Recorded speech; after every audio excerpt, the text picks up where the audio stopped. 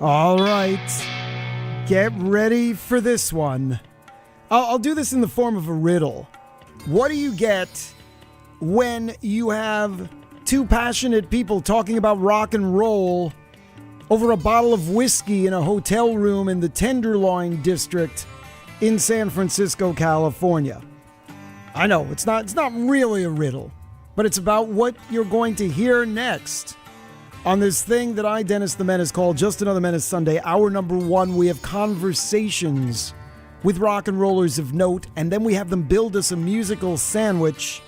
Two of their songs is the bread, and songs by others in between.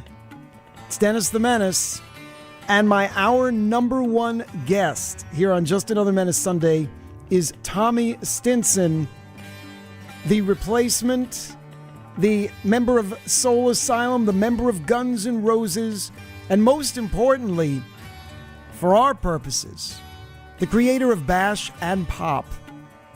Started the project a long time ago. This time it's technically a proper band with a lot of his amazing friends. And, well, he had a little bit more of the whiskey than I did. I will admit that. This conversation, because I wanted to give Mr. Stinson his own microphone, is brought to you in true stereo. There is nothing wrong with your earbuds or your speakers or your receiver. And, well, the musical sandwich, I'll tell you what happened afterwards, but you're going to hear lots of music that Tommy wanted played. So without further ado, let's have a conversation with Tommy Stinson of Bash and Pop right here on Just Another Menace Sunday. Hey, I got an idea. Would you introduce yourself, please? Hey, this is Tommy Stinson. Who am I listening to? Well, you're talking to Dennis the Menace at this moment in time. Okay, I will never reveal, by the way, that my last name isn't Menace. Check it out. This is Tommy Stinson. You're listening to me and Dennis the Menace going off right now. Minneapolis, there's that Guns band, there's Perfect, there's Soul Asylum, there's solo albums, there's multiple versions of the Replacements, there's Bash and Pop, there's, so we've just You've done... lost one already. Go ahead, you see? Puff Daddy. Well, I'm Puff Daddy. I was going to, see? Come on. But we're done. So you didn't do enough. I know. If we're gonna do oh my God, factual journalism, you got to cover every fact. Is there something that, after all these years, you are totally amazed no one's ever asked you? That they're sitting there, they're with you, you've done all the things you've done, and they go, and somehow no one ever asks you something. What would that be? Why did you pick this occupation? That would be the one question. I have a question, Tommy. Yeah. Full announcer voice, why did you pick this occupation? I didn't. Exactly. It picked me. It picked you. My brother showed me how to play the instrument, the bass instrument, the 4-string guitar called the bass. No, I mean, it picked me, and I had no way of getting around it. Being the hoodlum that I was at such a young age, it was an out for me. And as my therapist described it to me not that long ago, it's like my brother actually was trying to help get me out of where I was going. He was actually my savior, and I always thought it was my mom. My mom I love dearly. My mom is my savior too, but my therapist said, your brother sounds to me like he was like, I'm going to show you how to play bass, and we're going to get out of here. Isn't it a funny thing? Because all the dangerous things that you do in a career like this, right? Yep. It doesn't matter, because if you didn't have the career and do those dangerous things, you might have done a more dangerous thing. Yeah, no kidding. I mean, hard to believe that is possible. My brother showed me how to play bass just before I was about to go through. I was about to be the precursor to Grand Theft Auto. I mean, I was a thief, a hoodlum, breaking into houses. It was a thing, and I'm very fortunate. I'm at my age right now, I'm very lucky to have had a brother that looked out for me. Sadly, he's not here with us anymore, but that might make me cry in a minute because I miss him a lot. But President Trump, here's a message to you. Attention, please. Breaking news. Crime does not pay. President Trump will get caught at some point, and everyone's got to calm down and just let it happen. It's going to happen on its own. Thank you. Good night. And now back to our regularly scheduled radio show. Beep, beep, beep, beep. Now on to the music. So, I like that. this B&P record thing, there are a million ways that this has already been described. Let's see. It started out as a solo project. It started out as a replacements album. It started out as the next Katy Perry record. No, they didn't say that. But that would have been interesting. How did it The hell are you talking about, man? Well, what's interesting is when they talk about the fact that this became a B&P record. Bash and pop record. That's right. You're gonna because people are gonna think you're talking about the gas station. They're gonna be the British gas station. Yeah, Okay, we don't so want to mix people up. We're not gonna be talking about But the music British is- Petroleum, BP. No, we don't want to do that. Nice shoes, by the way. I like. Oh, thank you. I should get some of those. My feet hurt. What happened was when the Replacements broke up the first time, we didn't really break up. We walked away from it. We left the band and the band name and the ghost of the band on the bus and walked away and did our things. And I had already had some demos into Warner Brothers, and they had the option to sign me or drop me as a member of that contract. But the Replacements, they decided they would uphold that and make a record. And I there's a whole contest that happened. LIR, I'm sure you're familiar with, and Long Island, Matt Cord probably. This whole thing of where Bash and Pop, the name came from, was through him in a contest. I didn't want to make a solo record. I wanted to make a band record because I like the band vibe. I'm a team player. It's always been that way, and it's always going to be that way for me, unless I get sick of playing with teams. And once in a while, I like to do solo stuff. But so the original Bash and Pop record was a group effort. Was supposed to be. As it turned out, and we went along and did the record, a couple guys, for no reason other than I had a vision in my head that they weren't able to keep up with, I had to just take the drummer Steve Foley and make the record. There's a bunch of other people that played on it, and friends of mine and stuff like that, and that became that. Cut to now, where I actually was able to take songs to friends of mine in my home studio in upstate New York and make a band record, because I'd done a couple solo records since then, and another band record called Perfect. That was in early '90s or whatever. My thing was I wanted to make a band record. So I didn't want to wear too many hats. I didn't want to play too many instruments at once. And what I did was I got my friends up from New York City or from around the country that when they came to New York City, let's come up to my studio 2 hours out of Manhattan and record and make a band record. And I put everyone in the room and tried to capture lightning in a bottle and the best I could. And my way of recording is it goes back to the way we used to make records in the 80s. You didn't have a whole lot of money in the 80s. Certainly the Replacements didn't have a whole lot of money. You had to kind of get the whole record done in a day or two, and then maybe do a vocal over it or not. That's kind of the bare bones of it all. I wanted to get back to that because that's where dudes in a room sound the best. I mean, you're putting your best foot forward. You've got this much time. You've got to show up with your best game. And I wanted that. And so this record actually surpassed the first Bash and Pop record in the regard of a band record. So after playing for people, et cetera, it became apparent that I should call it Bash and Pop because it was a band record. I'm going to say this in quotes because I grew up, in New York, and then I grew up in suburbia, and then back. You're gonna wear me out with your Brooklyn, Hudson upstate New York stories, are you? Brooklyn of the North. If you ever say that again, I'm gonna clunk you with this microphone, because Hit me, come on. No, I don't mean. No, I'm doing it like James Brown here.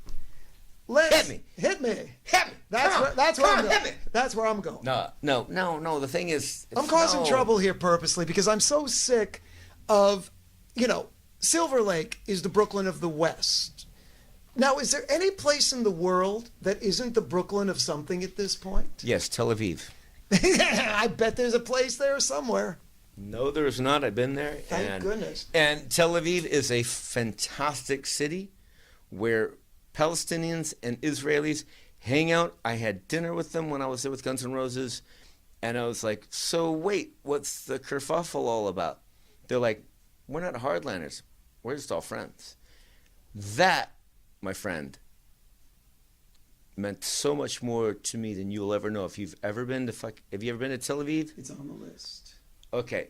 Let me tell Jewish you, boys have to have it on the list. It's a requirement. I'm telling you right now, you got to go to Tel Aviv, and you got to go find some good people and hang out with, and you will find that it ain't what they're saying over here.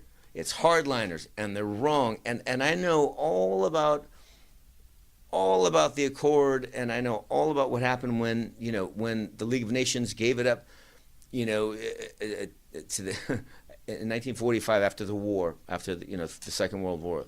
I investigated it, and I know what's going on, and it's heartbreaking to me to see that, because I grew up in the melting pot, as I said. I interjected politics again, didn't I? Damn it. Go to Israel. Go hang out in Tel Aviv, my friend. Go to Jerusalem. You will see people that are trying their best to share a mutually agreed place that is part of their Mecca, their ideology. It's fantastic. It is heartwarming, and it's another conversation. But anyway, you were saying. How did you choose Hudson? Huh? As the next place to live, how did you choose Hudson? Forget Brooklyn or the North. I mean, because it's you just killed me with that, and that just made me go right there. A lot of places are like that artists gather because it's a neat place, and you can get a big old house, and you can live, and then you can go tour and do the other stuff. It's not even so much that, Hudson. I had a great uncle by marriage, which is now gone by the wayside. Lucky for me, the uncle and the great uncle and the great aunt are all still my friends, and I was able to carry them into the divorce thing. But it's kind of a morose story about that. But I went up there because great uncle had some art we were trying to help him divest himself of, and because we were living in Philadelphia at the time, we'd come up there. It's a 4-hour drive. We'd come up there every couple of weeks and help this guy to go through his stuff and get rid of stuff, because he's an art collector. And he's been collecting it for 40 years. So if you imagine a guy that's been collecting art for 40 years, there are some doozies in there. One of the paintings he had that the first time I walked into his house, I was going, wow, there's... I'm not even going to say it. I don't want to go there. I'm actually not going to go down this road. But anyway, I went up there enough times to appreciate it and like it, and so then I realized it's a for all practical purposes, it's a multicultural, upwardly mobile kind of art community. It's a great microcosm for what a great city could be. However, it does have its bits that aren't so good, but I love it, and my kid loves it. Next, Exactly. Okay, so this... You're getting me all Kathy chatty right now. I'm sorry about that. I have a habit. Sorry, man. I have a habit of doing that. So you conned all these players, and you conned some of them to even go on tour. I mean, that's kind of fun, because it really started out as more of a ragtag group of people that you invited to play on your record, right? Yeah, well, I knew when the songs were kind of unfolding that the songs the songs wanted a band. And the songs, needed to flesh themselves out in a way, and I didn't want to put my hand into it, because musicians intrinsically at their worst will try and cram a square peg in a round hole more times than is necessary, and you end up just kind of screwing yourself a little bit, and you miss the art.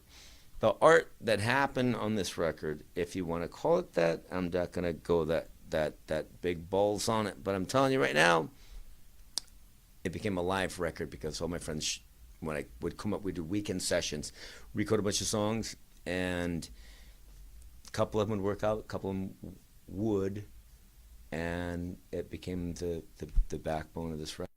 Back in the day, the Replacements didn't play The Late Show, but it's kind of fascinating because all of these late shows and these late night talk shows, they want to try to go as far out of the ordinary as they can these days. So playing The Late Show and doing that sort of thing, that must be interesting. Well, it's a different world. Funny thing happened on the way to that show. I want to hear. So we get to Colbert, late night with Colbert or whatever.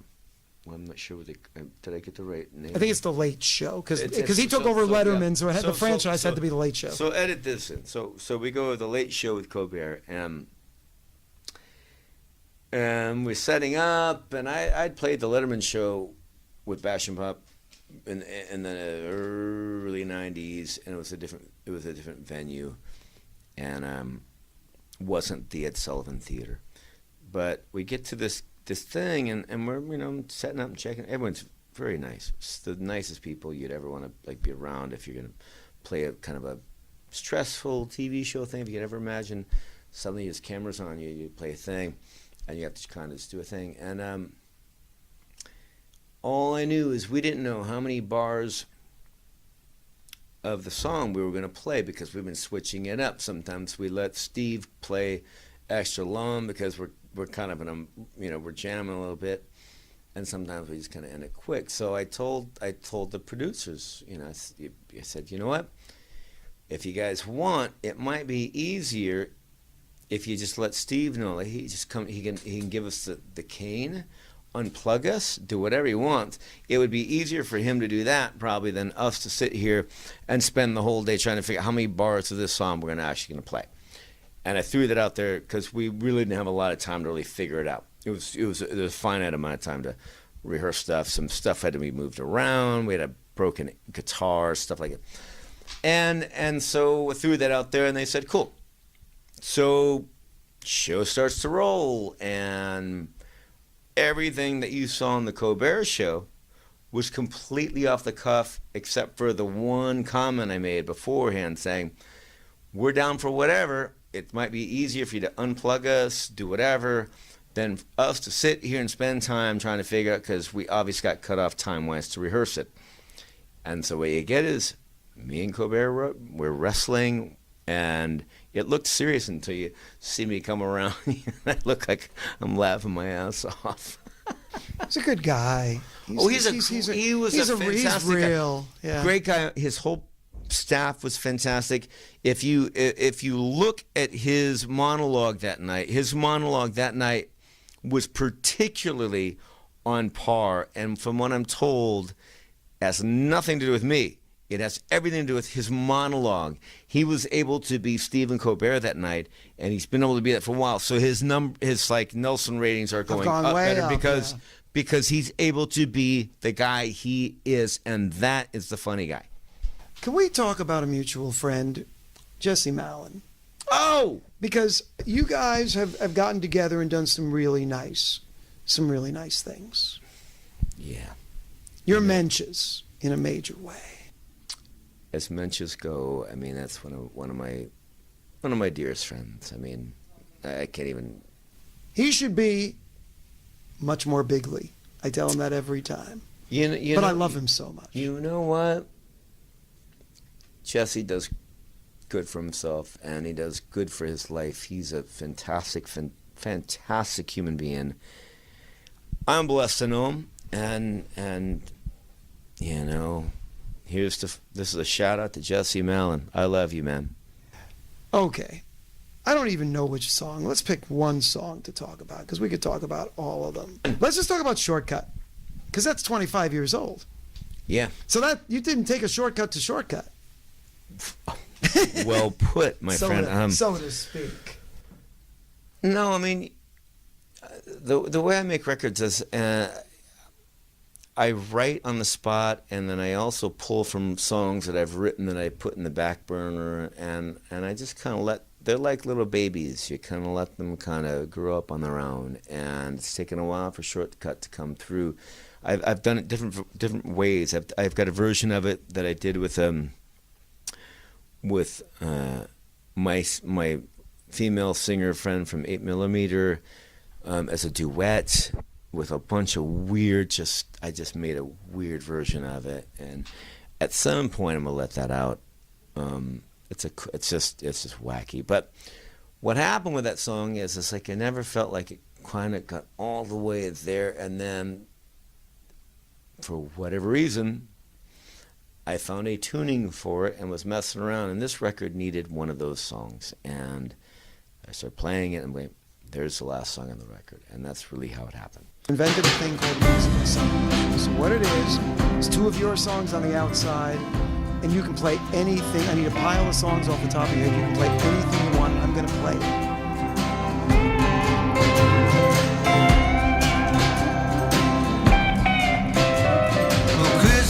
Time so bleak again. There's not so funny feelings I thought I could shake. Somehow I know there'll be a break in these clouds. There's misery unrightfully, but I just bring this shitstorm down on myself. Baby, do you not just go turn it around? I'm feeling sad and lonely. Yes, I know I'm not the only. You won't see me dangling round these rafters. See me dangling from these rafters anytime soon. My stomach's sore and knocks my head is pounding from the things you said I ain't got. Funny things you thought those were things that I might want. I fix it from the get-go.